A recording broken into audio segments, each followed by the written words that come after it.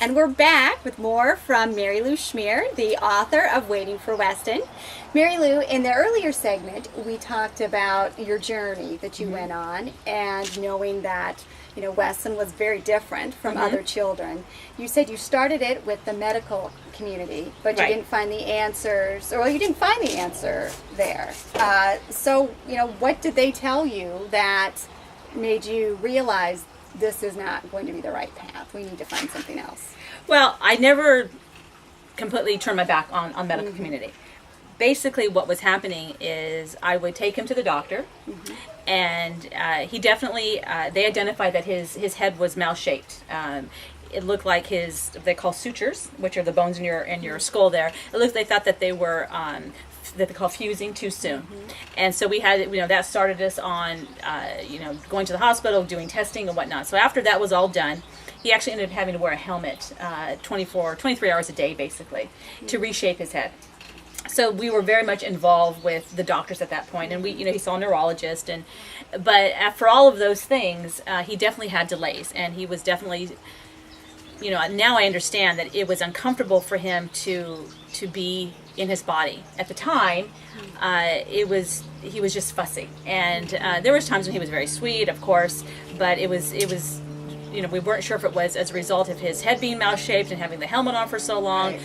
You know, it was just a journey, and it was constantly trying to figure him out. I would ask the doctor, various doctors, we would go to geneticists, neurologists, whatever, and they would all have basically the same opinion, which they didn't really know what was wrong with him. You know, they knew that, you know, he had these symptoms and he had these problems, and if they did a helmet or if they did this or did that, that should help it, and it did sometimes, but it really wasn't, he wasn't progressing as all those developmental skills that the kids, you know, they need to attain. He really wasn't doing that. And so we, you know, I would go to the doctors, and I started noticing that they were very quick to look at him for 2 minutes and give him, you know, we had one doctor tell me that he was mentally retarded. And how old was Weston when they knew that? Well, I think they probably thought it from the very beginning. But they didn't formalize it until he was about 2.5, almost 3. Okay. And that was because we were going into the school district. Okay. But, and they actually, you know, 2 years old, and they do a testing, and then, you know, basically determines their life for the next, you know, 50 years, which I think is ridiculous. But anyways, you know, and I have issues obviously with testing, and because he wasn't able to sit still and put a block, you know, in the right spot, then of course, you know, he got tested lower and lower until he got to that diagnosis of mental retardation. We did have one family doctor who did tell me, or, you know, I did go to him, and he actually, you know, gave him the, I don't think he actually verbalized mental retardation, but he did tell our primary doctor, you know, afterwards, he's mentally retarded, and he's most likely going to be institutionalized, or he should be institutionalized. So fortunately, my doctor had the good sense not to share that with me initially, but that was basically the opinion of most doctors and, you know, therapists, teachers, whatever, that saw him. Why didn't you stop there and accept that was because I'm diagnosis? Stubborn. No. You know, good question.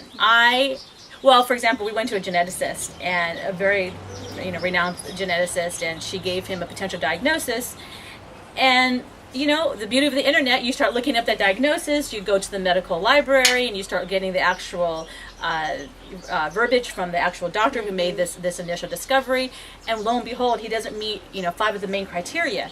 Well, I go to the doctor and say, you know what, I know you told me this, but he doesn't meet the main criteria, and then suddenly that, what is it, that glass that you put those specialists up on, you know, it starts to chip away a little bit. And you're like, you know what, maybe they really don't know what I think they know. And suddenly you start seeing things a little differently, and you realize that, you know what, you are able to not diagnose your child, but you know your child better than anybody else does. And so I think it just was a progression. I got a little bit more confident, a little bit more confident the next time, and to the point where, you know, I would go to a doctor, and the first thing they would say is, well, you know, does he have any siblings that are, you know, have these issues? Right. No. Well, does he have any cousins? Well, there's 12 of them, and one of them has delays. Oh, well, then he's like that one. Well, wait a minute, there's 11 of them that don't.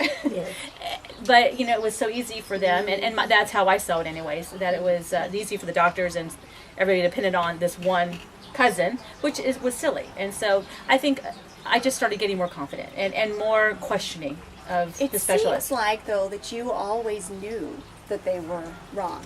I mean, I think that's very rare. You give me too much credit. No, well, I don't think so, because I mean, in our society, when there is something wrong, we look to that's true. doctors. I mean, that's That's true. that's our culture. That's what we know to do.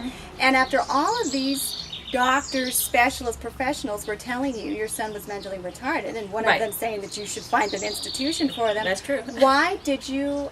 I just, I'm curious to know what it was They kept me going. that kept you going. You kept searching. You went to libraries. You researched. I mean, how was it? Just something you knew in your heart, or was it? What was it? Something had to push you. I really think, it's your child. I don't care. It's your child, and that's your responsibility. And you know what? My parents would have done the same thing for me, and I'll do the same thing for them. I'm gonna cry now. But it's your child. It's your child. That's all I can say. It's your child, and I would never, I would never give up on him. You're gonna make me cry. We'll be back with more from Marilu Schmier.